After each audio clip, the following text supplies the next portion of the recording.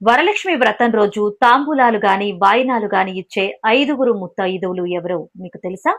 మొదటి ముత్తైదువు విష్ణువు భార్య అయినటువంటి లక్ష్మీదేవి. రెండవ ముత్తైదువు బ్రహ్మదేవుడి భార్య అయినటువంటి సరస్వతీదేవి స్వరూపం. మూడవ ముత్తైదువు పరమేశ్వరుడి యొక్క భార్య అయినటువంటి పార్వతీదేవి స్వరూపం.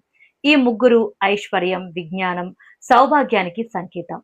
ఇక నాలుగవ ముత్తైదువు ఇంద్రుడి భార్య అయినటువంటి సచీదేవి స్వరూపం. ఆమె అదృష్టానికి ప్రతీక. ఐదవ ముత్తైదువు మన్మధుడి భార్య అయినటువంటి రతీదేవి స్వరూపం. ఆమె దాంపత్య ప్రేమ, అన్యోన్యతకు ప్రతీక. ఈ ఐదుగురు ముత్తైదువుల కోసం ఎక్కడి నుంచో రావాల్సిన అవసరం లేదు.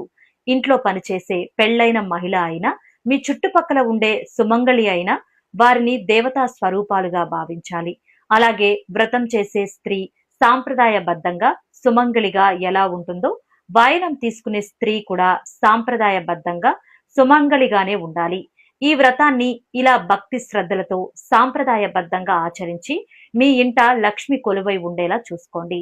ఈ వీడియో మీకు నచ్చితే లైక్ చేసి, కమెంట్ చేసి, మీ ఫ్రెండ్స్ అండ్ ఫ్యామిలీకి షేర్ చేసి మా ఛానల్ని ఫాలో అవ్వండి.